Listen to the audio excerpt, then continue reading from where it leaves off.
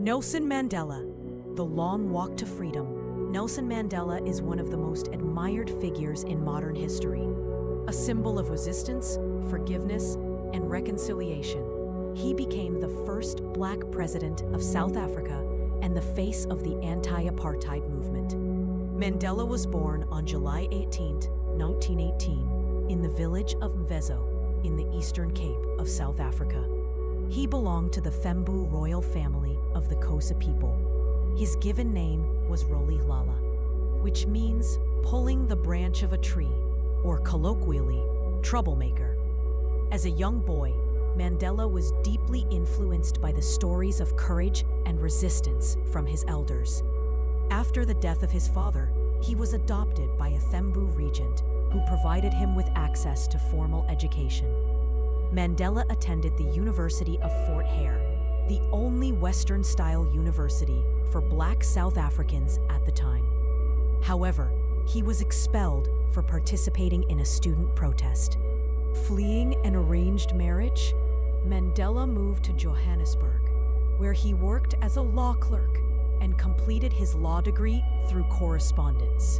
In 1944, he joined the African National Congress, ANC, a political organization fighting for Black rights. In the 1950s, Mandela became a key figure in the ANC's Defiance campaign, organizing mass civil disobedience against apartheid laws. He co-founded South Africa's first Black law firm with his friend Oliver Tambo. However, the apartheid government responded with increasing repression. In 1961, Mandela co-founded the ANC's armed wing, Umkhonto weSizwe, or Spear of the Nation, which carried out sabotage against government targets. In 1962, Mandela was arrested and later sentenced to life imprisonment during the infamous Rivonia trial. He was imprisoned for 27 years, mostly on Robben Island, off the coast of Cape Town. During his imprisonment, Mandela became a symbol of resistance against apartheid.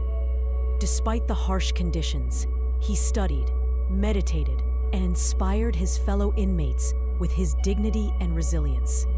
Outside the prison, international pressure against apartheid grew. Protests, sanctions, and boycotts spread across the world, calling for Mandela's release and an end to racial oppression.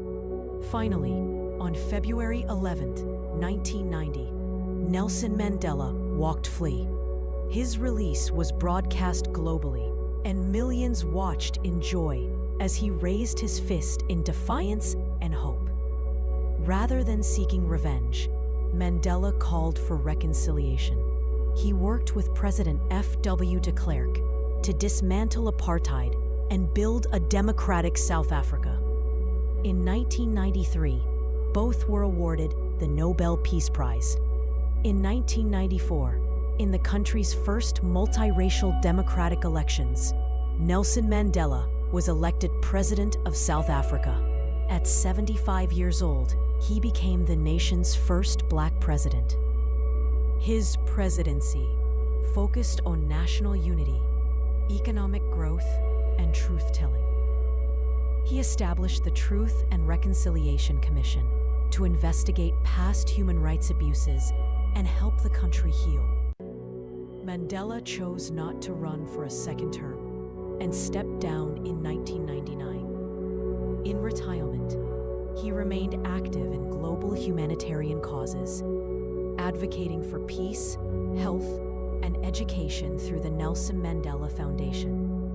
He passed away on December 5, 2013, at the age of 95. The world mourned his death.